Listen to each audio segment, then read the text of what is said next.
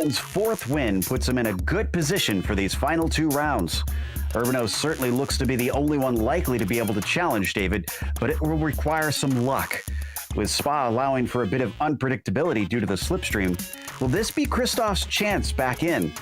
We'll find out soon as we get ready to watch round 9 of the PRL Indy Pro 2000 series, and you'll see it all live here on the Global Sim Racing channel. Hi, I'm Joe Peak, and with me in the booth is Joey Tebben. Behind the scenes is our director, Sean Ambrose, and he's using cameras provided by Dougie Beard. Spa-Francorchamps is close to celebrating 100 years, though it hasn't spent that entire time in the same guise. Let's head to our track guide to find out more. Welcome to Spa-Francorchamps. Less than an hour's drive east from the German border, this Belgian track has come to define racing for many different eras in the sport. It's no wonder it continues to entrance drivers when you look at the stats. The 7 kilometers over the course of a lap includes more than 330 feet in elevation change as it weaves its way through the Ardennes forest. Packed into this is 19 turns, some of which are considered among the most famous in the world of racing. Corners like La Source and Blanchemont have been on the lips of drivers for decades. But by far the most notorious is Eau Rouge and Rétillon. Typically referred to in name by just the first section, it dips low and swings left, then compresses and climbs to the right up a massive hill. The sequence ends with a completely blind crest that sweeps to the left and leads onto the incredibly long Kemmel Straight. The bravery required to be fast through there will pay off towards one of the most popular passing spots at Lacombe. Eau Rouge is exemplary of the rest of the circuit though. Most of the turns are incredibly fast and many include much of that signature elevation change. As jaw-dropping as the track is, you have to remember that this is the modern truncated layout. The old one, raced until 1979, was 14 kilometers in length, yet carried an average speed of 150 miles per hour. Present-day safety measures do cut down on the danger, but even in recent history, the circuit has proven deadly. It's clear why this track continues to be revered and respected by racers the world round.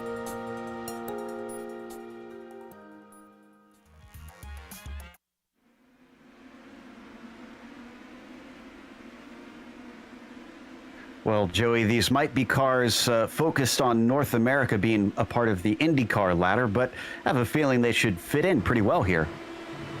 They do indeed. We got a lot of long straights for a lot of drafting and a lot of fast sweepers, which, my personal opinion, are some of the most fun corners to take in this car. As we see the track guide, it's very familiar. We pretty much all know what Spa looks like if we're a race fan. It's deservedly one of the most well-known tracks in the world. 4.35 miles or 7 whole kilometers through the Ardennes forest in Belgium, and some deceptively difficult corners. You think it's all fast sweepers, but no. Last Source, a tight hairpin. The bus stop, 2 tight hairpins. Those are probably going to be the 2 main trouble spots for drivers losing the rear, getting on the power. Watch out for that. Before we get to the racing proper, though, today's race is brought to you by SimMSA.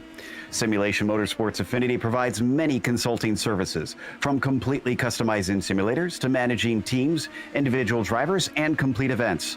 They're working hard to bring everyone together at one place to support and promote sim racing internationally. Find out how you can bridge the gap between virtual and real motorsports at SimMSA.net. The PRL Indy Pro 2000 series is also brought to you by NinjaTrader. Ready to compete against the financial markets? Supporting over 60,000 users across the globe, NinjaTrader provides award-winning trading software and brokerage services. NinjaTrader is always free to use for advanced charting, backtesting, and trade simulation. Visit NinjaTrader.com to get started with a risk-free trading simulator and start tracking your performance. Today's broadcast is also proudly sponsored by Butt Kicker. Butt Kicker products add an incredible immersion and realism to any game. Feel every nuance and truly put yourself in the driver's seat. Check them out at thebuttkicker.com. Now, if we look at the Pro Drivers Championship, it's almost wrapped up here, but it will take a bit of extenuating circumstances, most likely. Urbano, 27 points back from Holland, could slip out of range, and David Holland could clinch today, but he has to outscore Christoph by at least 11 points. Now, DeTulio is back there by 66 points, where he's suddenly got a tie behind him with Connor Wagner and Owen Watts, all battling for that final podium position. And then Mark McDonald not too far behind as well. So kind of a battle for best of the rest behind our top two to see how that winds up. Joey, I believe you've got the AM Championship points as well. Yep, we got another reasonably sized gap on the top of the driver's standing sheets, rather. Dave Peterson on top ahead of Nick Horvath. There's a 23-point gap there, but Hugo Galaz is in striking distance of second place, as is Tyler Scarelli, and Aaron Roofs rounds out the top 5 in the AM driver standings at the moment. We have a team's championship here, and Delta Sport U4K has just been stomping everyone. The AlicesLight.com Britannia Esports team has closed it in somewhat, but it's still a full 100 points between them and then some. Where NinjaTrader Esports has found themselves in a little tussle with Viking Hot Rod Racing, only 6 points between them. So that third place could so easily swap around. Andy's Racing could even get involved in there. They're only 10 points back from fourth place as well. What about today's race details? Joey, can you update us? Well, probably the most interesting part of the race details is actually on the fourth row. You see drive-through at 11x, DSQ at 20x. These X's are incident points, and an off-track will give you 1 incident point.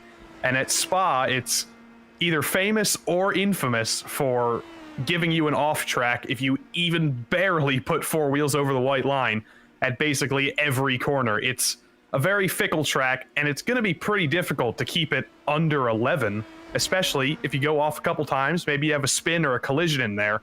That's going to be probably the most difficult thing to do today. Good news for the drivers is it's the Grand Prix pits and not the endurance pits. That would be an absolute horrible penalty at that drive-through. You might as well have gotten a disqualification for that one. Connor Wagner, though, currently our provisional pole sitter, not one I expected, but he was quick in the warm-up. So he's following that up with Alessandro Di Tullio, a mere 2 100ths behind him right now. So despite the size of this track, the times are looking very narrow as Joey Haynes, unfortunately, going to spin it out of the bus stop. Yeah, that's one of the most difficult places, especially the second part of the bus stop. It's a lot tighter than the first part. It might not literally be, but it certainly feels like it. And as the track goes up over the hill, it's very easy to lose the rear and spin, just like Joey Haynes did. But now we see Adam Wright crossing the line. He takes half a second off his time, and I believe Adam Wright, is up to 16th. Speaking of that range of drivers, our leader in the AM race is Christopher Richards for qualifying right now. He's in 14th. He's just getting back out on the track after he decided to back out of things, get some fresh tires, and go again. A Bear, let's see, looks like he's on a slow lap as he pulls off to the side. And Dave Peterson, who sits in 17th, must have had an off track there, as that one didn't count for him. It's not just those incident points during the race itself. During qualifying, that could prove to be a bit of a bane for a few drivers here, Joey. Yeah, but they're lucky they've got 15 minutes and it's open qualifying. When you're doing the official races, because the iRacing official Indy Pro 2000 series is also here, when you only get 8 minutes or 2 laps, you literally only get 2 chances. So if you get 1X, it's over. The whole lap's done. But here, these guys, luckily, they've got a lot of time to play with. Absolutely. Greg Seitz returns yet again, and he sits in 4th as he comes through down into the bus stop chicane. He's pulling along to Tullio and Watts, so this could see either of them jump up to the pole, depending on how much he's been bringing them along. A 2:12.455 is going to put Seitz onto the front row.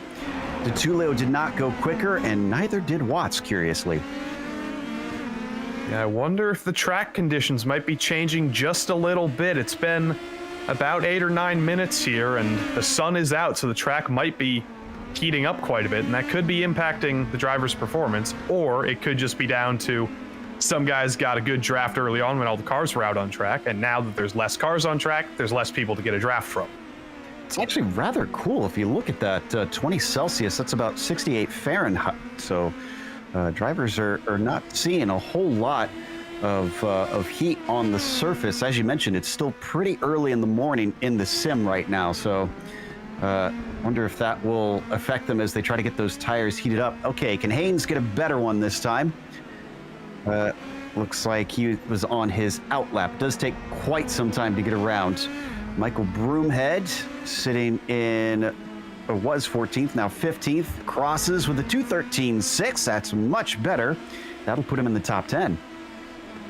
Solid time from Broomhead in that 00. Stephen Varady here starting a new lap, trying to advance himself from 14th. And this is Takeshi Kita for Andy's Racing, who I believe you said are 5th in the championship right now. So they're trying to hang on to that top 5. And Takeshi, 2:15.9. That is actually pretty close to the bottom of the table. So he'll be looking to improve on that one. We've often seen he doesn't qualify very well, but he races excellent. Aaron Roos in 28th. I don't think we mentioned David Holland actually took the pole away at some point. So he and his championship rival are now on the front rows. Christoph Herbino as well is up at the top, but Herbino just had a wreck. So he might, no, actually I think he's got time to get back out if he wants to start another flyer. We're on board with Seitz now. 2:12.4, his quickest last time by. He's got to make up about a quarter of a second to reach David Holland. Down and across the timing line here, it will be a 2:16.7. So we'll have to try and come back around and go again. What about Horvath down in 15th? Doesn't get a time, but he is our pole sitter in the AM race. So he's overtaken Christopher Richards by a little less than a 1/10 of a second. This is Holland once again. 2:12 flat is, well, actually, I think that 2:12 flat was his most recent. So he improves and puts himself farther away from Herbino. Yeah, he clearly felt in danger from Herbino. He was on pole, but he wanted to be on pole even more. But we saw Herbino leave the pits to set one final time. But what I'm thinking right now is, do you really want to be on pole? Does David Holland want to be the pole sitter and give the draft to second place, who will probably be Herbino right now, and Seitz and Watts and Wagner? Those guys could pretty much all be in a better position than the pole sitter going down the something like a mile and a half of Kemmel Straight. Yeah, that's a good point. That qualifying not quite as important here as it often is at some other tracks. They don't really care about it as much as long as they're with that front group at the first half of the race and can try and keep up with some of the slipstream battles and maybe some fuel shenanigans on top of things, as we now watch Tyler Gore down in 29th not be able to take a lap. That one, unfortunately, is not going to count. So Brett Accord still looking to at least put a lap out there. He'll get one more try after this one, as they are allowed to complete hot laps. This one will actually be successful at 2:15.5, but he's only in 28th. Well, Mark McDonald kind of under the gun as well. The 2:16 has not set a time yet. This is DeTulio still in 6th place. A 2:12.4 is his fastest. That'll be up onto the second row for him.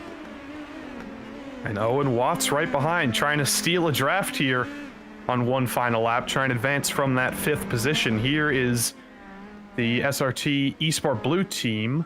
I think that's both. No, it's not both of their cars. They look very similar, but those are not teammates giving draft to each other right now. Herbino's coming back around, and he's got a pull from Connor Wagner. What is this going to be for second place in the championship points? A non-lap, unfortunately.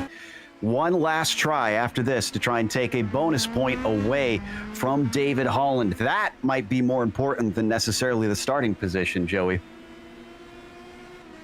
Yeah, I was trying to see if we could check what Herbino's lap time was, even though it didn't count, but I can't see it on our timing screens.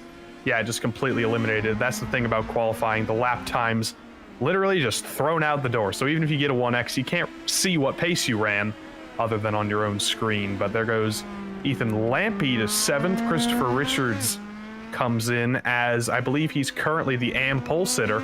So he feels like his time is good enough.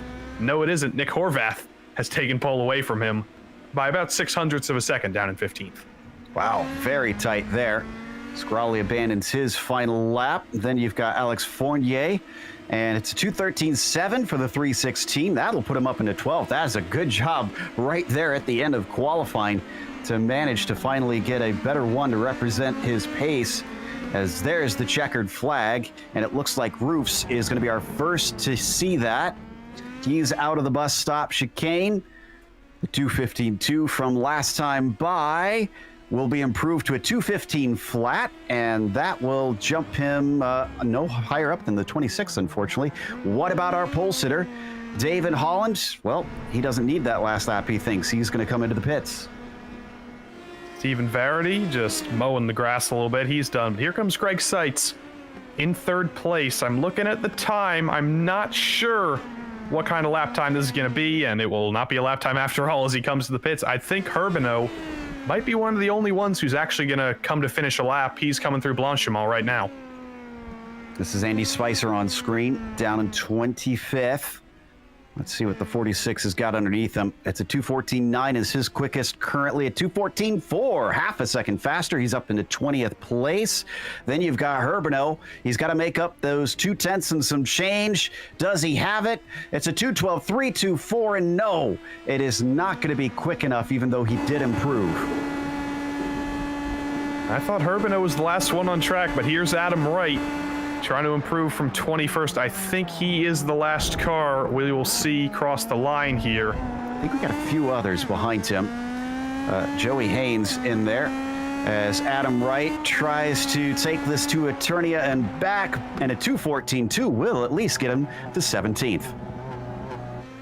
You know, these open qualifyings, they really mess you up sometimes. You think it's going to be over, and then you got to sit in the pits for a whole 2 more minutes as everybody else who crossed the line in like the dying seconds, they still get to compete their laps. Here is Sebastien Marrier down in 8th at the moment, so it's a good starting spot either way, but coming across the line here, trying to improve from a 2:13.418. How much time comes off? 0.3 of a second.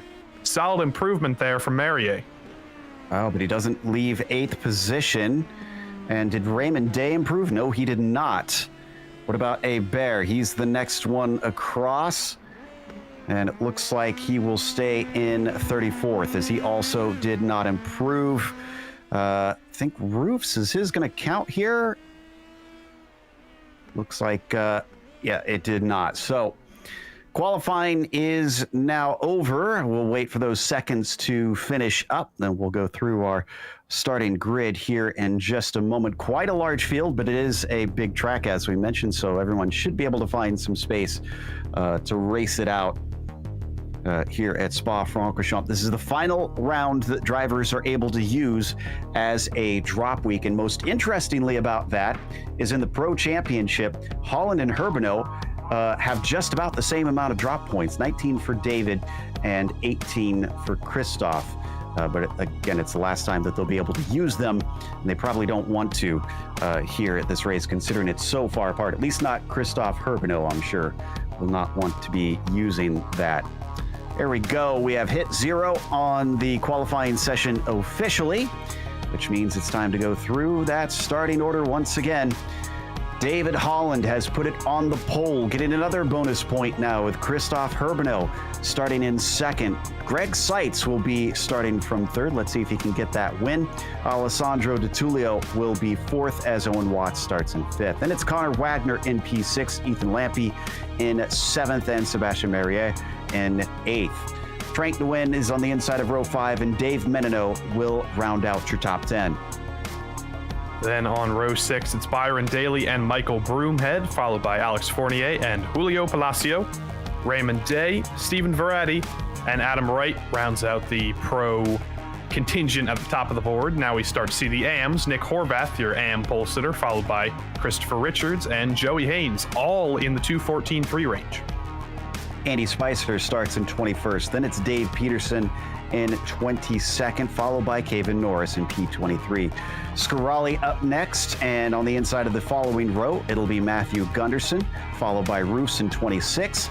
You've got Brett Barrett starting 27th, and Takeshi Kita wound up 28th after all, which is what we saw him initially put himself into. Nick Colander starts in 29th, with 30th going to Brett Accord. And it's not often we get to go see row 16 and down on road courses, but we got a strong field here, a big field. Donald Olson, Tyler Gore, Neil Alexander, and David A. Bear, the last one to qualify, and Mark McDonald, Owen McLaughlin, Hugo Galaz, Gonzalo Munoz, and James Doherty will have to make a big jump up through the field when the race starts. And McDonald especially, he's typically a top 10 level driver, so the 216 will have some work to do today, to put it lightly, and they're going to have to work to get those temperatures up as well, because as I mentioned, it's still 68 Fahrenheit on the track surface. Hopefully with the very short pace lap, we'll see everybody at least be able to prepare it well enough to try and get themselves on their way. Now, as far as those bonus points for the pole that Holland has snagged, that means that Herbino, if Holland wins, has to finish 4th or better, no matter what, or else he will be outscored by Holland if he wins, no matter how many bonus points he gets, and Holland will be your champion. But that's assuming a lot. We don't know if anybody else is going to get in here and where exactly Holland will finish, but considering he's had the most wins of the season, it's a safe bet that he is in contention for the victory, at least before we see the green flag, which is coming up pretty soon. Porsche pace car now ducks into the lane out of the final chicane. Holland will have control. This is the Grand Prix version. Will he start immediately? Yes, he does. In fact, it's a huge jump, and Seitz is going to follow him through. In fact, it looks like third place is going to be Owen Watts before they get even to La Source, and Herbino is going to have to fight back around the outside. This is a known trouble zone into this corner, but with the rolling start, Joey, it looks like everybody's nice and calm. Yeah, I'm not seeing any contact through La Source in the back of the field, but that was a big jump by David Holland, and I'm not sure that's a great strategy here, because now second place Greg Seitz is going to have a huge run down the Kemmel Straight, and the run already came. He's already going for the pass around the outside here. Greg Seitz was not going to sit around on this one, but will this give Holland a second bite of the apple? Wow, all the way to the inside as they are dicing early on under the brakes. It'll go to Seitz behind them. Side-by-side battle for 4th position. Looks like Tutulio got that away from Watts. Extremely close racing at the start here. Look at the size of that train. That's basically going halfway around the track, all the way back to Lake Com. But Greg Seitz, a fantastic start at the moment, leading from David Holland, but eventually this train is going to break up, and we're going to reach the Kemmel Straight again, and everybody's going to shuffle around. Don't need a replay. I think we had a couple incidents. Broomhead looks to have gotten a cut course as he fell down many places, and Lampy started from pit lane, liking his chances better there. In the meantime, whoa, somebody way off the course in the background. I'm not sure who that was. It looked like it was a Rust Racing driver. It might have been Menino.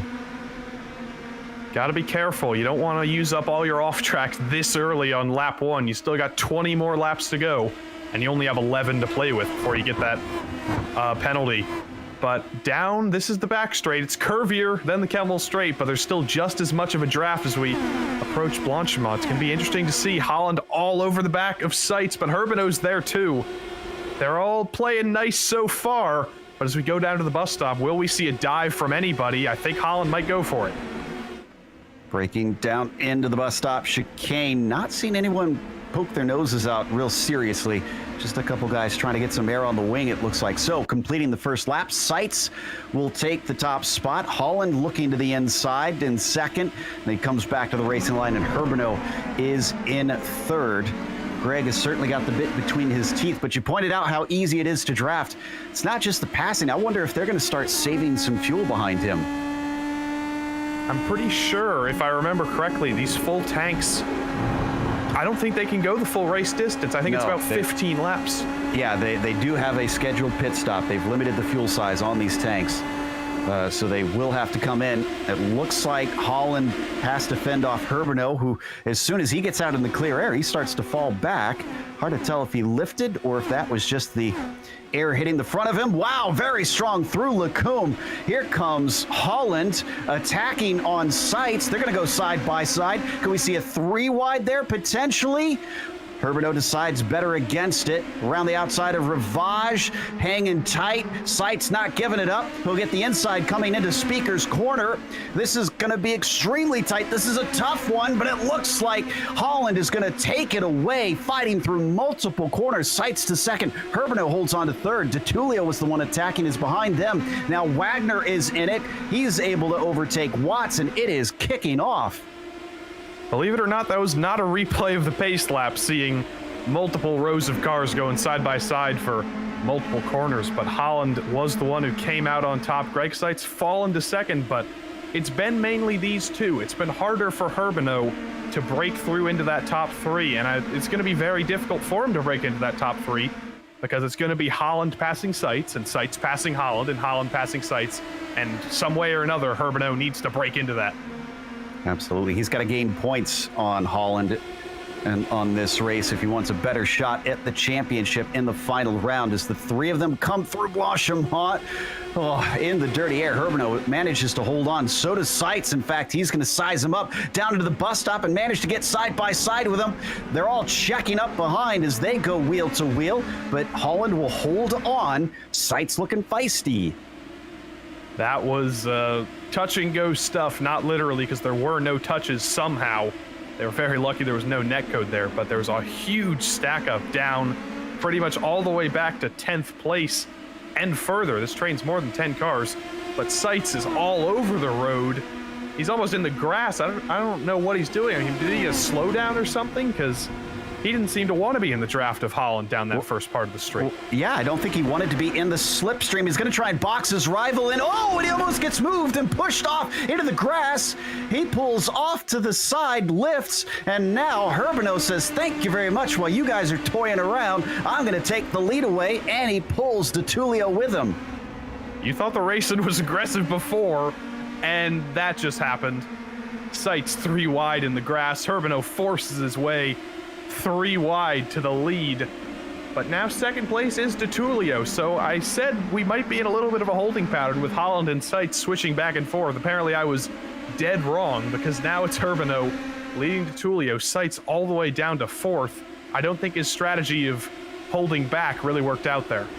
I mean, Joey, help me out with what's going on here, because we are 3 laps into a 21-lap race, and they are racing extremely aggressively. I would have thought, like you said, with the easy slipstream, we'd see them all kind of holding station and playing the waiting game, but these are some crazy moves. And you don't really want to lose the draft, because if you lose the draft, you're kind of screwed here. But then again, it's so hard to lose the draft when we have a 10-car train, maybe even 12-car train fighting for the lead here. But, you know, I can't blame these guys for racing. It certainly makes it exciting for us, and I'm sure one way or another it's very exciting for them in the cockpits too. Yeah, I think this draft group goes back to 8th right now. I'm seeing Merrier, the last of them, in the 25. They're a bit more spread apart up at the front this time, heading down to the braking of the bus stop. So it looks like no attempts from them. Behind them, it's all pretty single file. So maybe they're finally getting the memo that it's worth trying to preserve the machine until you get to the finish. We'll have to see as we go down the Kemmel Straight this time. Alessandro DeTulio, we haven't seen him fighting for the lead so far. This is going to be his first chance to attack Herbino for the lead, and Holland in 3rd might have the biggest draft here. He's going to have a double draft, and Seitz is going to have a quadruple draft. So we thought that last lap was crazy. We'll see if they calm down this time. Well, DeTulio at first held the inside and then came back over to the left. So this opens the door for Holland. He's going to have the edge coming into the corner, and it looks like it's going to be a clean pass as he is through. And Christopher Richards is slow. I think he must have gotten a cut course penalty, it looks like. It's very easy to have that happen to you on the inside of Radillon or Eau Rouge, whichever one it is. I'm sure the Spa fanatics will come at me for not knowing the difference between the two. But either way, if you get on the inside too much, you get loose on the first part or something, it will give you a slowdown, and I assume that's what happened to Richards. Yeah, that'd be my assumption as well. But he's able to keep going, thankfully. He's just got to make up quite a bit of time, unfortunately. So, okay, is this the settling down moment? Do we have those top 8 working together now? And is it still the top 8, or are they getting some friends in? No, they're not. Day is still a little bit far back from them, almost 2 seconds now, actually. It's settling down a little bit, but I don't think it'll settle down for very long, because Holland and Herbino are now 1 and 2, and I don't think Holland has any desire to just sit behind Herbino here.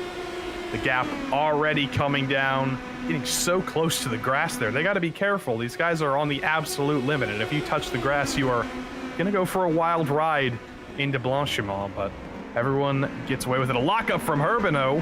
That's not good for him, and that's going to check up everybody, and suddenly Holland's right back on the scene. In fact, he spun the tires, though, coming out of the bus stop, so he wasn't able to get the launch that he wanted. Maybe checked up a bit by the slowed Herbino. DeTulio fancies his chances. He'll get into second place. And they're going to come out of that corner nice and smooth. But, oh, Aaron Roofs is not coming out of the bus stop smooth. He is in an incident that looks to be with Brett Barrett in the 32. We had a great start. All 38 cars remarkably making it through the first couple laps cleanly, but unfortunately, finally, we did have an incident. Roofs, Barrett, they're out of the race, but the race for the lead is still absolutely popping off. DeTulio falls to third, and Holland back to second. Yep, so he easily drafted past, so not panicking at this stage really gives us an idea of just how easy it is to try and attack here. So that's going to make the last few laps fascinating, and the pit sequence too, Joey, because since they will have to stop for fuel, if anybody is at the back of this train just kind of watching everything, I have a feeling they may find some time over their rivals ahead of them. Well, it's almost like at Daytona or Talladega, when you pit, you might want to pit with a group so you don't lose the draft train, or, because it is a road course, the undercut does exist. You might, like you said, want to pit early and jump ahead of everybody, and then the train behind you, they won't even be able to catch up. We'll see if any of those here in the top 8 employ that strategy. Oh, a big wiggle from Herbino through Corb Paul Frere.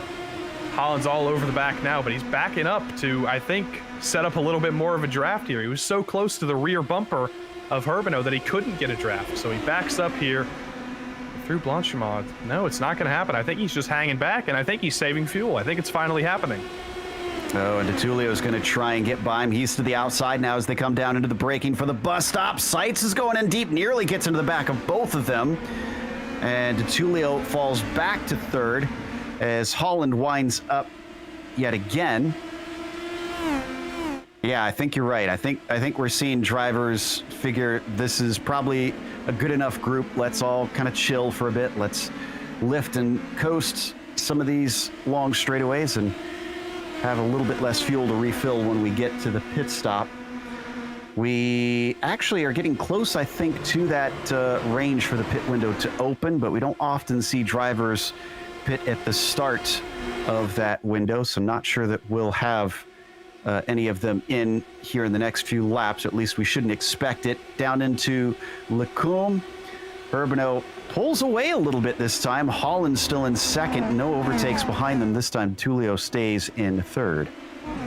Yeah, it wasn't a bad exit from Holland, but he truly is just hanging back. The gap's staying at about 6/10 here, and apparently he thinks that is the perfect gap to just be able to sit back and save fuel. But something tells me Tulio isn't really in on that plan. He's trying to make the pass wherever he can. If we get a replay on Menino into Lecombe, this is maybe 30 or 40 seconds ago. He had a big moment with Raymond Day. He was battling with him. If we watch the onboard, he had to wrestle that thing through the chicane. So the 77 is in the thick of it right now. Here's the replay. We'll have to back up a bit. This is about 30 to 40 seconds ago. This is into Lacombe. Oh, looks like we're not quite far enough, maybe 20 more seconds ago. As we come back live instead, David Holland still leading with Herbino about half a second ahead of him. And Day and Menino, that battle's not over. We saw them fighting in the replay. That was like a minute ago, but they're still stuck together, and they've got a little bit of their own train here. There's Fournier and there's Nguyen right behind. But Day is the one leading this train right now, and through the bus stop, they're all single file. They're back to single file now. Indeed, this is the fight that I was talking about a little bit earlier. And let's see, no, this doesn't involve any of our AM drivers. Trying to see where that sits, because we haven't covered that yet. But for those curious, Horvath still leads that. He's in 16th overall. We see him on screen, actually at the tail of a train of 3. So he's got his own little group that he can pull along with. Now, he does get more points if he is able to overtake some of these guys. So there is incentive, but right now he doesn't have any of his fellow AM drivers with him, as that's Adam Wright to the outside of Palacio. Adam Wright on the left side, but that becomes the inside, and he can't quite make it work. He got squeezed a little bit by Palacio onto the inside there. But Horvath, we're talking about him as the AM leader. He's stuck on this train. The next AM driver's Joey Haynes, who's 3 seconds back. So that shows you the power of being able to get stuck to a train here. And as our field of nearly 40 drivers has navigated these first couple laps, they've stratified back out. And if you didn't hook onto a train early, you're kind of in the dumps right now. Yeah, it seems like that's really the MO of a lot of drivers, is try and latch onto somebody a little quicker than you, use that speed to hold on, or maybe if they're not quicker than you, just kind of ride behind and save fuel, as the 194 continues to lead them. Let's take a look at Herbino and Holland, because Christoph had pulled a gap, but now David has reeled him back in, and it is down to 0.2 of a second once again. But DeTulio is the one that seems to be dropping behind. You can see the gap between them. Yeah, Holland all over the back here. We'll see as they go through Les Source and they go down the Kemmel Straight, will Holland do what he did before again, or will he say, I want to be the leader now, and maybe Herbino will let him by to try and save a little bit of fuel himself? Well, let's see. And what about Greg Seitz? I mean, he was very eager to be up at the front at first, and then when he had that moment where he got shoved off track, ever since then, he hasn't really been fighting as hard. I wonder if that was kind of his wake-up call, and he felt better just sitting back here in 4th. Yeah, that makes sense. When you got 2 wheels in the grass at 160 miles per hour, that's definitely a wake-up call. But Seitz, he's looking like he might go for the move on DeTulio. No, Greg Seitz's braking zone right behind DeTulio, and they're 1 by 1 going through Lake Calm. Gonna ride on board with the Rust Racing driver. Still giving watch. We've dropped, I think, one of our drivers, Merrier, in 7th. Seems to have lost touch with them, and now Watts is the last one in the train. So the Club Northwest driver down through No Name. Ooh, taking a big exit out of there as well. And down into Pouan. Another spot where you can easily pick up those 1Xs going wide. Very clean and tidy through there, but not clinging to the back of DeTulio quite as much as I would expect. Yeah, through these fast corners, it's not really easy to stay right behind a car. These cars don't have too much dirty air. There's not too much wake, because you can see those wings are so unbelievably tiny, but there's still a little bit, and that can mess you up a little bit, especially through Pouan, which is one of the most fast and difficult corners on the track. Ooh, Menino and Day are going at it again. They went side by side through Fanyes, and they're now coming out of Stavelot and Curva Paul Frere towards Blanchimont. It doesn't look like a good run for Day as we continue to watch the top cars. Looks like no attack down into the bus stop amongst them.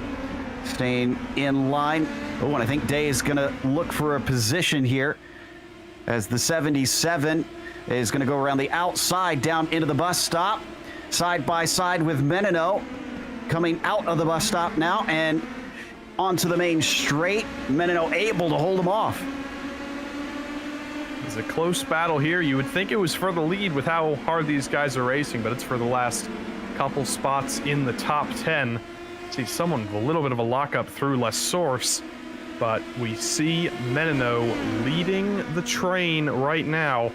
But Day definitely not happy to hang around in 10th here as we go up Eau Rouge and through Radillon. Day's going to go for the move early, but that's going to allow Fournier to have a huge draft here. Could we see 3 wide again? Yes, we will. Not quite. They're a little bit too separated to be technically 3 wide, but I'll say they're 3 wide either way. And is Fournier going to go for the 2-for-1 special? No, not quite. Day comes out on top. That'll get him 9th position up at the front of this group. It's almost a question of whether or not he can try and break that slipstream. Oh, big defensive move, and that catches Fournier out a bit. He jukes in front of Menino, who almost runs into the back of Alex. Thankfully, no contact made amongst them. Yeah, that was quite a fade, and I don't think Fournier was expecting that. He kind of freaked out on the brakes. But luckily, everybody got away with it. Everybody's still rolling. Day pulling away just a little bit over Fournier, and it seems like that might be holding on Menino a little bit in this fight. They don't want to let Day pull away. They want to keep this train rolling, but oh, Fournier really overcooks it into the first part there. Watch from onboard Dave now as the number 3 continues to give chase just outside of the top 10. Here's another one of those spots where they start to just pick up the speed in the slipstream. Day got a great exit there. Is that going to be enough to keep Fournier from reeling him all the way back in? They're heading towards Blanchimont. He's getting ever closer. I think if he can keep the run up, no, he can't through Blanchimont, and instead it's Menino who gets a shot. He pulls off the left-hand side, but doesn't break as deep as Fournier, and he'll stay put. Yeah, Fournier took a little bit too shallow of an entry on Blanchimont. I think he was trying to stay out of the dirty air of Day, but it didn't quite work because he had to lift on the apex, and that allowed Menino to be all over the back there. Now, we might have our first taker on a scheduled stop. Michael Broomhead is in. I hope this is not a drive-through penalty, especially at this early. As he comes in, we're going to go look at the leaders now while we wait for service to be done on the 00. This looks like it was a scheduled stop for him. Down through Lecombe, Herbino still holds the advantage ahead of Holland, with DeTulio chasing in 3rd. Broomhead returns to the track. Let's see, this is in about 30th position where he gets back in. Pit delta, it took him 25.8 seconds. So take that into consideration here. Once we see everybody else pit, it's about 26 seconds to make a pit stop here. So when if Herbino and Holland don't pit together, that's when it's going to get interesting. And if anyone in this top 5, 6, maybe even top 7, Merrier not really in the lead battle right now, but in a bit of pit strategy, he could easily move his way up here as we're about to reach halfway in the race. Maybe we technically have reached halfway in the race as we're halfway across the track on lap 10, but it's going to be interesting. One more question. When will Holland stop the fuel-saving game, and when will he start going for a move on Herbino? Could it be until after the pit stop, or is he going to go for it before they come into the pits? I was thinking about that too, because if you're Christophe Herbino, maybe you don't want to be leading this much, since he's held that top spot for a number of laps at this stage, and they're all going to go by, so nobody willing to employ the same strategy as Broomhead. Holland right on top of that gearbox as they come down into La Source. Not going to even poke his nose out. He is absolutely riding. And he might be saving fuel, but he is setting incredibly fast laps. It just shows you the power of the draft. You can save fuel and run faster. Last lap from Holland was a 2:11.9. Last lap for Herbino, a 2:12.2. But Holland's all over the back here. I think we might see a move here. Sorry, we had a problem with Fournier in the 3:16. This happened in La Source. And I think he had some help from Raymond Day, unfortunately. So this will be coming into the first corner. So after this. Yeah, they go through the bus stop, single file. Everything looks okay. Did someone lose it on the power? No. Just a little bit of a run over the curb, and that's going to stack up. That is Day in second in this shot here. Did Day just miss his braking zone? Yep, that's what it was. Just a little bit of a punt. Not too much contact. Ooh. No damage, I don't think, but just a little bit of a missed braking zone by Day and a bonk to the rear. Alex is lucky he didn't get hit there with them going on either side. As we come back live, he's down to 11th because of that incident. Once again, glancing up at Holland and Herbino. They're going to be watching. Oh, and they changed positions. Yep, as we cut to replay, Holland finally made the move for the lead. It was a pretty straightforward move into Lake Com. We can take a look at it. If they're not going to go for it again here, I think Herbino wants the lead back. Yeah, I think with just a simple slipstream pass, let's stay live and watch to see if he tries to go for it. Now, we've seen that it looks like the arrow wake can be a little tough for some drivers, not for Herbino. He sticks right with it. Not sure if that was a defensive move or an attack, as he pulled off to the right-hand side ever so slightly. DeTulio not able to make a run on him either because of that. They're all going to stay in line. Holland now leads, Herbino second, DeTulio third. Seitz and Wagner making up the last of this group. They've also dropped Watts amongst those top drivers. It was 8 at one time, and now it is only 5. And something else we haven't really talked about is tire life. These tires do go off, and it's been 11 laps on these tires, so these guys are going to have to start worrying, especially when they're going through the fast corners and they're going through the slow corners on power. You don't want to lose the rear. And here comes Herbino back at it. A little bit of a, maybe an off track, but Holland's going to fall to third here, actually. Wow, so DeTulio liked the speed that he saw there, knew that he could get into second. And Holland all the way down to P3. But amongst them, Greg Seitz and Connor Wagner have not made any attempts at a pass since, gosh, probably about lap 2 or 3. Watching from Wagner's perspective, just over the suspension. And yeah, I think when we get to the pit stops, he's expecting to have a very, very quick stop. As far as those tires go, Joey, it's been a bit of a toss-up all season and in past seasons on whether or not it's good enough to, it's worth taking those tires. And this is a fast track, a lot of long, fast corners, so I don't even know how to call it on this one. I would come in and take tires. I ran a race here in the official series. The tires were they weren't really well off at the end of it. I also ran a race at Coda, which is a little bit more of an abrasive surface, but that also destroyed the tires in a couple very short sprint races. So if I was these drivers, I would definitely take tires when we're coming in here. But these guys know what to do. They're experts here. They've got teams that are telling them what to do on pit strategy, and I guess we'll just have to wait and see who takes tires, who doesn't. It'll be interesting to see.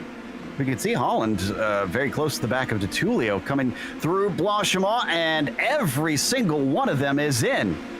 I don't think everyone was expecting to come in, but they saw Herbino come in and they all followed suit. And some of them nearly made contact when they got to the cones, having to brake for the pit speed limit. They were so close to one another. I don't know if there was actual contact, but it definitely cost a few of them time. Taking a look. Oh, there wasn't contact. I don't think there was no damage. There may have been a little bit of maybe some air-to-air contact, but nothing too bad as you see the first car leave the pits. DeTulio, hugely ahead of those behind him. Seitz, oh wow, and Seitz saved a lot of fuel with a very short stop. Holland looks like he may have taken tires. He comes out in third. Now, wait a minute. Where did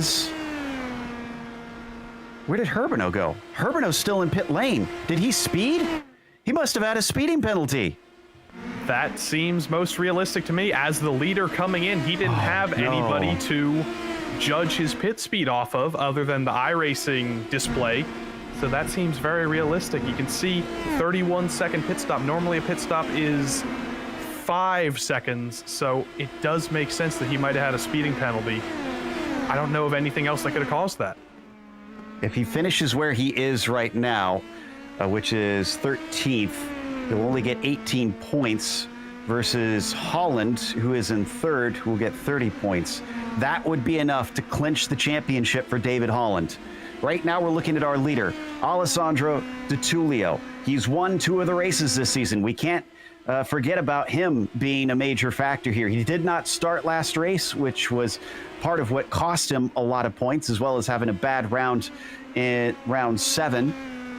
But he's looking for number 3. He started off the season with a win at Monza and then won at round 5 as well, which was the race at Long Beach. Trying to make it a triplicate here.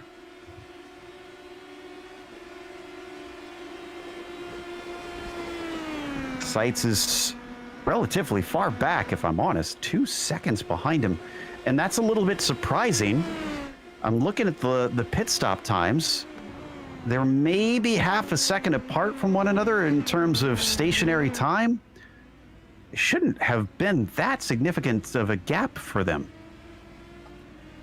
It's an extremely interesting pit cycle. I just went and looked back at Herbino's replay in the pits. I don't know how he could have sped, because these cars do have pit limiters, but maybe it was some kind of phantom damage. Maybe he hit a curb wrong or something. Because I didn't even see the car go up on the jacks. So did he maybe have enough off tracks that he got a drive-through? And if you pit when you serve your drive-through penalty, I believe it tacks on extra bit to your service time. I'm not sure. If he ends up on the podium, we get to talk to him. I'll be very interested to ask him what actually went on there. But right now, 25 seconds behind the lead. It's going to be an uphill battle to get back to the podium. But right now we're looking at Holland and Seitz. These guys have to be careful. They can't fight each other too hard, because they need to catch Di Tullio. And if they're too busy battling each other back here, that gap's going to grow and grow and grow, and Di Tullio's going to be home free. Speaking of uphill, I love these higher up shots that Dougie's been giving us. It really give you a sense of the epic scale of this track. Even though it's in a sim, it's in a computer, it still looks really gorgeous around here and just fun to watch. We're going to look at the battle for, is this for 7? Holy cow, what is going on here? Oh, and side-to-side contact, that's Raymond Day. And who is that with him? Is Urbano. That's Urbano's done. That's the championship right there. Urbano takes a tow. Oh, wow. He'll still get his 18 drop points. He got shuffled into the midfield. That's always a danger.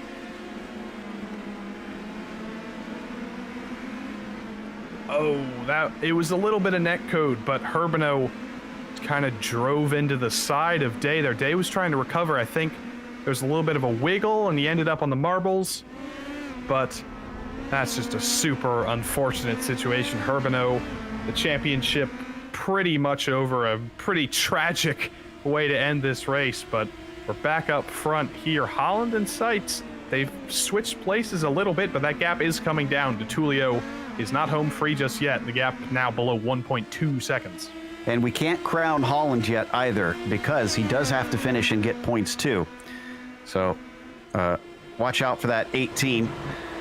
Meanwhile, in 9th place, this is Fournier being chased by Nguyen and Wagner. Let's keep the cameras here, but I want to give a shout to Mark McDonald, who went from 35th to now 7th. Holland and Seitz just making a simple slipstream pass down the Kimmel Straight. And it's making up a little bit of ground for him. I'm not sure either of these drivers necessarily has a pace advantage, so neither of them are getting held up when they're behind each other. But down the Kimmel Straight, if they just keep switching back and forth, getting maybe 2 or 3 tenths of an advantage on Di Tullio, they will make that gap up in no time. With 7 to go, you're going to need to start lighting the wick up soon, because down to McDonald. Oh my goodness, I just looked on our position gain loss graphic. 28 positions. Now, he did not qualify, mind you, but he was up to a legitimate, I think, 15th even by the time he hit the pit stop. So this is an incredible run from this Rust Racing driver up to the top 10. I said it was top 10 material. He might actually hit a top 5 if he keeps charging this way. For those curious about whether or not Seitz and Holland will be able to catch DeTullio, as you were mentioning there, the pace for last time through DeTullio at 2:13.8, Seitz a 2:13.6, mildly faster, but Holland 2:12.7. So yeah, they definitely could catch up to that 20. And I don't even think it's a matter of could. I think it's a matter of they will. So DeTullio's got to start getting scared unless one of Seitz or Holland does something a little bit unnecessary. Maybe sends it for a dive down to Lake Calm. Maybe they go side by side for a bit too long and they kill all the progress they made. But these two guys, they're playing this smart. They're playing this very well. And now we'll probably see Holland drop back just a little bit here just to amplify that draft and put himself ahead of Seitz and hopefully within that crucial 8 or 9/10ths range of DeTullio. I was just going to say, once they reach that slipstream, that's all they need, and the battle will be on once again. Down to 6 laps to go, though. Okay, it was 9/10ths. Now it's 7/10ths. Oh, DeTullio must have got a slowdown. He is very, very slow in the Kimmel Straight. He's trying to play defense as best he can, but unfortunately, he's shutting the door after the horse is already bolted, and Seitz is into the top spot. It was just barely over the curb, just barely inside the white line, but that's those Spa track limits, and it must have been a slowdown for DeTullio. He's lucky he didn't lose too much. It's pretty easy to kind of cheat your way out of a slowdown and just fall back a little bit, but now it's a 3-car train well and truly, and Greg Seitz is leading it for the first time. We'll look at 11th place, and Broomhead, who took the early stop, is now fighting for a top 10 with Verity and Nguyen on either side of him.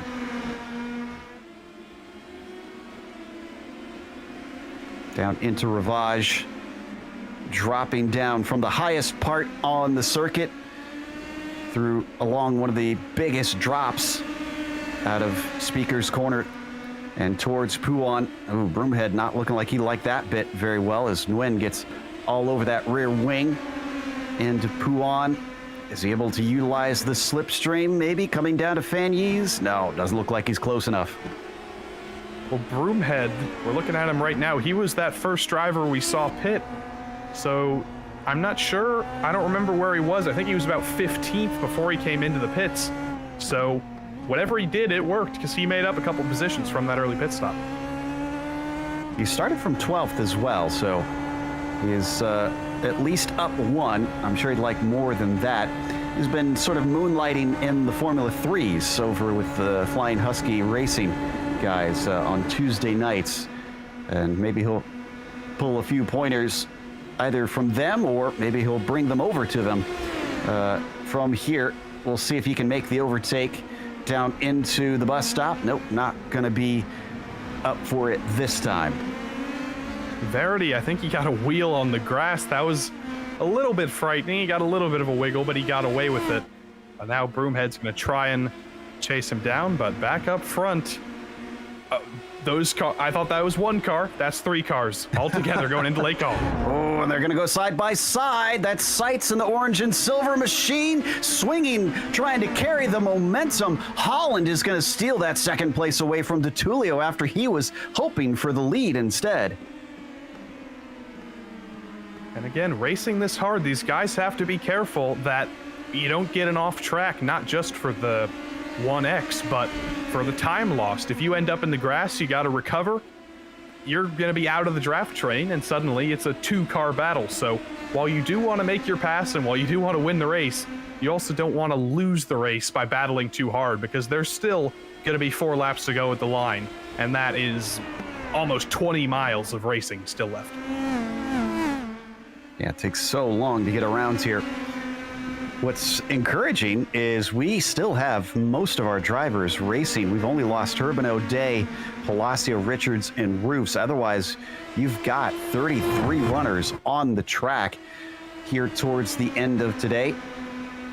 Sun continues to climb in the sky on this beautiful Ardennes morning. Tullio following and watching between Seitz and Holland.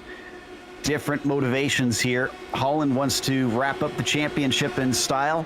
Seitz looking to try and turn things around after it's been a very heart-wrenching year for him. And Alessandro Di Tullio just wants to show that he is not out of contention by getting his third win of the season. We're on board with Di Tullio now. And it's two Delta Sport drivers, not on the same Delta Sport team though, up against one Rust Racing driver. Interesting from Holland there, just popping out a little bit to not get the draft on Seitz too early. It amazes me to watch this kind of chess match here of the draft on a road course. But there goes Holland to the outside. His timing clearly worked. So Seitz almost drove right into the side of Holland on the straight there. I didn't think that was going to end well. But again, Holland falls back on the inside, and Lake Comet switches back multiple times. Seitz had the inside, but at the end of it, it changes every second, and Holland comes out on top. Oh, Seitz nearly get into the back of Holland. Great stuff by David there. Car actually getting a little loose underneath him, but he still made it stick. So up to the lead for the 18. Surprised to see them fighting this hard to be in front, because I would think that how easy it's been for some of them to make that overtake, that they would just kind of wait behind till the later laps. Got a bit of a battle for 7th still. It's Menino, McDonald, and Wagner in that one. Whoa, way wide. Comes back to the track. That was McDonald abusing the limits a little bit. Let's take a look at the onboard for that one. This is a case where he's a little bit happy that they have that paved runoff, but at the same time, that's another 1X for him. Down the hill here, everything's looking just fine, but I think he might have just braked a little bit too late or hopped over the curb. Oh, he just got loose on the throttle there, and that was super close. He's lucky he saved that and didn't spear that thing straight into the wall, but good save from Mark McDonald. You've gone from 35th to 8th. Just bring it home, and you'll probably have the performance of the day no matter what. Yeah, I think you were right the first time that it was a little bit of curb that upset the car there, the way it just climbed that thing. We're looking at the leaders, which has once again changed hands. Seitz now ahead of Holland. Tullio still sitting back and waiting. We're down to 3 laps to go for this penultimate round. As far as we can tell, Holland looking likely to clinch the championship. Even if he winds up having an issue, as long as he can limp the car around, he should get enough points to wrap it up. Going on by down the Kemmel Straight. Ooh, defensive move, though, from David. Kind of pinching Seitz to the inside for much of that run. And you see just a little bit ahead of these guys. You know who that is? That's Andy Spicer and David Hebert. They are both multiple lap. Well, Hebert's not a lap down yet. Spicer's 2 laps down. So we'll see how quickly these guys can get out of the way. Holland's got to be careful here not to get held up in a bad place, especially through Fania. You can easily lose multiple tenths because it's super hard to pass when there's a lapped car just parked in the middle of the track. Here it is. We'll see how they navigate it. I'm keeping an eye on this along with Menino and McDonald, who are having their own side-by-side battle. Looks like they're all through there clean, coming down through Rivage. Mark McDonald now has the inside coming into No Name, and Menino is still going to be able to fend him off.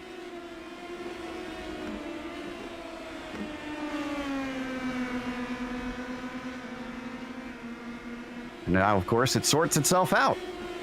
Yep, of course, but we just saw David Hebert. He let the top 3 by very, very kindly.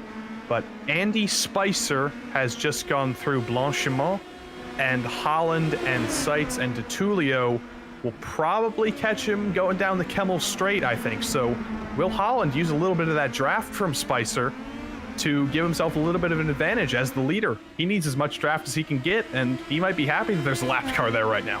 And we saw cars using others as a pick before. I'm trying to remember which driver it was that tried to do that, boxing someone in, and that's what involved Seitz going 2 wheels into the grass at 160 miles an hour. So could we see something like that again? Spicer just in front of them in the red and white machine, up and across the hill. He's going to start to feel the effects. And Seitz is already also pulling in Holland, all of them ducking down behind. He's going to lift to try to let them through, defending to the inside. Holland going to make him work hard and breaks deep down into Lacombe. Slotting back into line, Greg Seitz will settle for second. But now it's getting to do or die time for these three. A lap and a half left to go. Who makes their move and when? Seitz wasn't able to make the move into Lacombe that time, but then again, that lapped car did give Holland a little bit of a draft, so when they're all on their own here, when we go down there for the final time in a couple of minutes, that will probably be where we see the race-winning pass, unless Holland or DeTullio or Seitz or whoever's behind coming through the curvy back straight through Blanchimont, the bus stop. We might see a corner pass in the last corner of the race, but I think that Lacombe will probably be where it gets done. That said, we can't rule out the possibility that these three have an incident trying to race too hard when it comes down to the win at the end. And Owen Watts is behind them by about 5.5 seconds. That's close enough that if they wreck pretty badly, he can easily go by all three of them and take a surprise victory. And remember that Watkins Glen race a couple weeks ago? What happened there? I think Watts wants that to happen. Exactly. As we glance at 10th place, Verity leading Nguyen and Broomhead. We were looking at them earlier, and it looks like that has certainly not come apart. This is still good action, but we get the white flag now for David Holland across the line. Seitz follows in second, DeTullio in third. Let's stay here for the run up the Kemmel Straight. Greg has the advantage here, but now he has to set his sights on the lead. But I tell you what, Holland doesn't want him to be able to get the draft. He's backing it up a little bit to make sure that Seitz is as close as possible and can't get a run for the win here. And I think these two kind of faking each other out. DeTullio could steal this. This is going to be super interesting down the back straight, front straight. It was wild seeing Seitz weave to either side, trying to not be in the draft. He's going to have a nose ahead. Here comes DeTullio, going to try and take both of them. Has a huge amount of speed, almost gets side by side with Seitz, but he breaks the deepest. He's the bravest, and he's going to take the lead away. They'll get one more big shot at the slipstream down to the bus stop chicane. Will this change again? DeTullio's just got to stick right behind here, and Holland, I think he knows that he can't go for this move for a second now. He knows that he just has to wait until the back straight and give DeTullio as good of a chance as he can. But David Holland, he knows he's got 1X's to spare. He's using all the track he possibly can to just extend that gap as much as possible. But we'll see, will he do a little bit more gamesmanship down the back straight? It didn't work out for Holland when he tried it. Maybe Seitz will learn from that. A couple more corners to go. It's been two disappointing finishes for Greg Seitz so far in his return. Can he finally get himself a win? He's placed in the best track position, but is the slipstream going to deny him? He again is pushing very hard off the corners to get as much of a run as possible. DeTullio behind him starts to chip away at those tents. Holland does as well. It's going to take some late braking down into the bus stop chicane.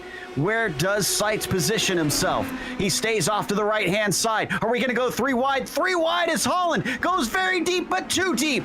He's not going to be able to take that away from him, but DeTullio tries to get the launch off the corner. It is not there. Greg Seitz wins on his return here at Spa-Francorchamps. DeTullio second and Holland third. Watts with a fourth as Daly is fighting with the number 25 for a top five, and it looks like Daly will come away with it. Ooh, and side-by-side action between Minino and McDonald, but McDonald, man, 35th to 8th. 3 wide of the line, and that's Verity, who's going to beat out and win. And Broomhead, wow.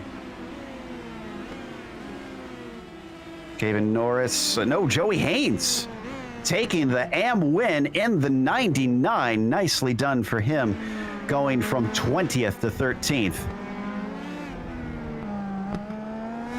Looks like Brett Accord in 21st, just ahead of Tyler Gore.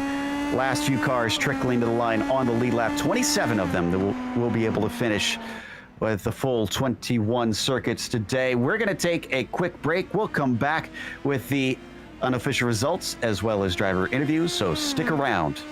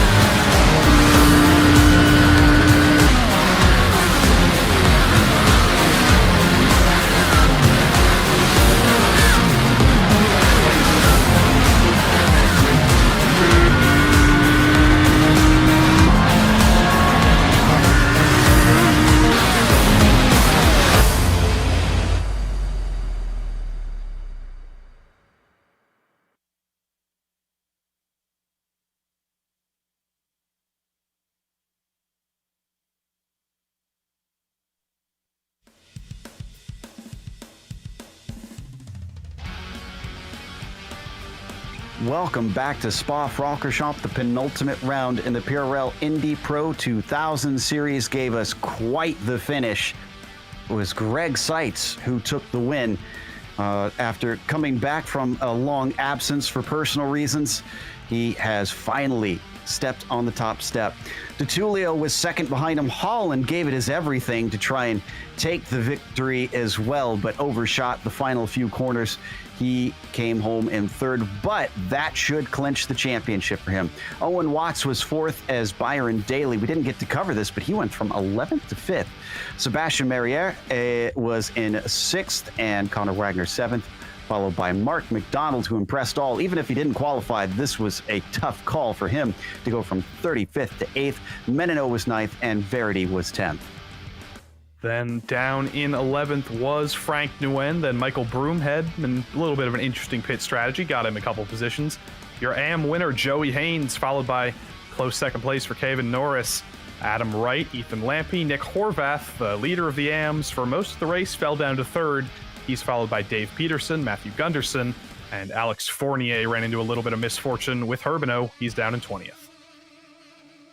And 21st was Brett Accord with Tyler Gore in 22nd. You've got Scarali behind them with Colander next, and then Olsen in 25th. Last two on the lead lap were Kita and Alexander. Few drivers a lap down: Doherty, Hebert, Munoz, and Barrett. From there, it gets to drivers that were either DNF'd or had serious problems today in the race.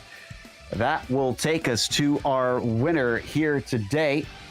And Greg Seitz, who we haven't got to talk to in a while. Greg, we're supposed to stay impartial here in the booth, but I have to admit, this is a feel-good win that I think both of us were probably cheering for today. I appreciate it. It was a great battle. It was really fun getting to actually finish a race. Yeah, it's not gone your way since you came back and finally held out. Almost looked like it wasn't going to go your way again. You at one point you were two wheels into the dirt at 160 miles an hour. What happened? Yeah, I think that was one of the earlier laps, and I was drafting past David, I think, and I don't know if he just got loose or was trying to make room for somebody on the inside, but by doing that, it kind of pushed me off the track because he ended up kind of right in my path, and so I had to react super fast and got onto the dirt a little bit. But after that, it was kind of really, really clean. I mean, that was nothing wrong with that move. It just basically caught me off guard that he pulled in front of me like that. So that surprised me. And like you said, that was high speed, so it was not much time to react and get that right. Yeah, it was hair-raising for us. I can only imagine for you. Coming into the final lap, you were in second place. Is that where you wanted to position yourself coming on to the white flag? Yeah, I figure, when there's a pack of three, my strategy is typically to try to be the front guy because, you'll get a better run being further back, but then, you're at the mercy of just what happens with the second and third place guys. And so, I thought there was a chance that they would both pass me, but, there's also a chance that they would get into a little bit of a battle, and being the front guy is where you want to be when that happens. So yeah, I was definitely planned to try to be up front on the final lap, and, luckily for me, it worked out. I was able to kind of keep just enough of a gap, and Allie and David raced me really clean, so nobody tried anything really super crazy there. Well, congratulations on the victory. Is there anybody you want to give a special shout out or thank you to for this one? Yeah, I want to thank my team, and I know you guys know what's happened with my wife, so just in memory of my wife and my kids, if they're watching this one, I just want to say I love you guys, and this one's for you. Honestly, it's bringing a little bit of tear to my eye right now, as that was Greg Seitz, who took a victory after going through what must be one of the most difficult times in his life. And up next, we've got second place. Joey's caught up with Alessandro Di Tullio. It was a three-way battle there for the final stages of the race. You finished second in it, and you were in third at the start of that battle. Do you think you played your cards right, or do you think you could have done a little bit more to win the race here? Oh, good evening, guys. Honestly, I made a mistake after the pits. A couple laps later, I put the pit limiter on in the middle of the straight. I was trying to just activate my voice chat in Discord, and I clicked the wrong button. But overall, yeah, I think once I was P3 in the last lap, I knew it was going to be difficult to get the win. So I tried my best to play the cards right, and fortunately, second was the best I got. Well, you qualified fourth, so you did make up 2 positions. That's a pretty solid performance, I would say. Would you say that Spa is one of your stronger tracks, or were you not necessarily looking forward to this one? How do you feel about Spa? I think Spa, with all the draft and everything, I think it's a track that a lot of people would find good racing here, and will be closer on pace than on other tracks to the front guys. But yeah, I was definitely looking forward to this one because it provides some great racing as shown today. Definitely did provide some great racing, and you guys definitely made it exciting for us. Before we let you go, before we get you out of here, do you have anyone you want to thank for this second place finish tonight? Oh yeah, first off, I want to congratulate Greg. He did a really good race, and he really deserves this one. Also, good job to David. Those two kept it clean throughout the whole race. I would also like to thank the team Delta Sport U4K and its sponsors Move Up Freemium USA, Race Factory, Unified for Kids, Get Stuck, Driven Texas, and Extreme Sim Racing. Thank you guys. We thank all of the sponsors that help all of our drivers. And next up, Joe Peak is with our third place finisher, David Holland. Not just our third place finisher, by our calculations, unofficially the champion this season. David, congratulations. How does it feel knowing that you have potentially wrapped it up here? Honestly, that's news to me. I've been following the points. I didn't know it was, I was going to be able to wrap it up today. So that's awesome. That's great. But honestly, I'm just glad that we had a fantastic race and for the most part brought it home in one piece. Unfortunately, Christoph picked up a little bit of damage and had to retire. But yeah, it was just fantastic racing up there. It's a lot of fun. Now, I asked Greg if he wanted to be in second when he came to the white flag. Did you want to be in front when you came to the white flag? You know, it's always hard to tell because, you know, most of the time throughout the race, we don't really pass on the back straight leading up to the chicane. But it is a perfectly valid passing spot. So it's 50-50. I mean, if I was in second, you know, if I were where Al was coming into the chicane, you know, he gave it his best shot, but there's a chance you can get him back there. So I don't know. I mean, it's really a toss-up. What happened in that final chicane, honestly? It looked like you're sending the Hail Mary in. Did you really think it would stop as far deep as you went? There was a chance. What actually happened was Al came to the inside. We were 3 wide. I had to make a little bit of a correction to make sure I had enough room for everyone. So I was turning while braking to the left. And if I were braking in a straight line, I probably could have got it slowed down. It still would have been really close. But yeah, I mean, it was a bit of a Hail Mary. You got to do what you got to do there. But I was going to do it safely. I knew I would have plenty of runoff room with where I was positioned if I did blow it. But yeah, I was trying something there for sure.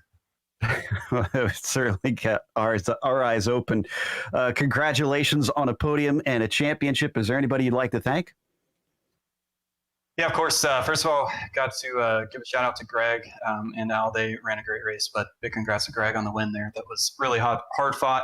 Had a bit of a scare there at the start of the race. That was totally my fault. Just things were happening so quick. I wanted to actually put myself in the middle, but by the time I made the move, it was too late. And luckily, Greg being a heads-up driver, we all got through it okay.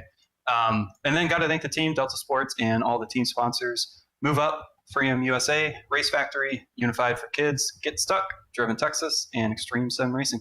Thanks, guys.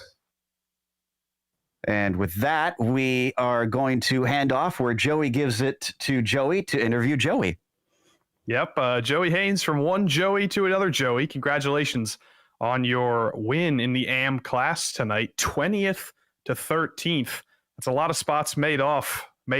Which ones were your favorite passes, I guess? I think I got to go with the last one, definitely, without a doubt. Caven did a great job all race and raced me really clean, but I was able to get that run coming out, and thankfully I was able to make the move stick. Yeah, that was extremely close stuff. We didn't quite catch it on the broadcast, but side by side through Blanchiment, that was fantastic stuff from you. And we saw Nick Horvath. I think he was leading most of the way, but I think you came ahead of him on the pit stops. What did you do in terms of pit strategy, and do you think that was what won you the race here? No, Nick and I actually entered the pits at the same time. You know, we're teammates, and we were working together, just trying to make sure we did the best thing for the team. And he made a small mistake. I tried to see if I could let him go back by me, but unfortunately, I was just a little too far ahead. I know he's battling for a championship right now.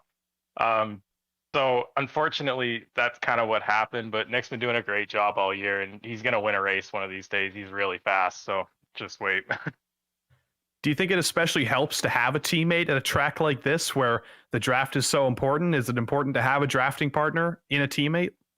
Yeah, absolutely. Especially, you know, big tracks like Spa and Monza. If you can have a driver who's really on pace with you, you guys can work really well together and close down gaps really quickly. Like, we were hanging on with the pro guys there for the first part of the race, and it was going pretty well, but the pit stops kind of jumbled everything up, and, you know, things shake out. But it overall turned out to be a good race for everyone. You know, 2 cars on the podium isn't bad for Britannia.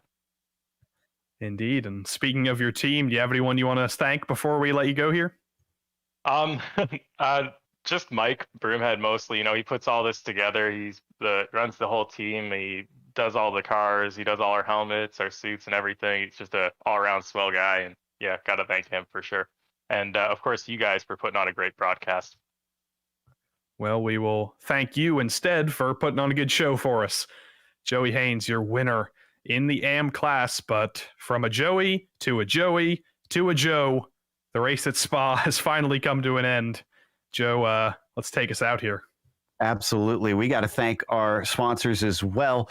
Simulation Motorsports Affinity, of course. Find out how you can bridge the gap between virtual and real motorsports at SIMMSA.net.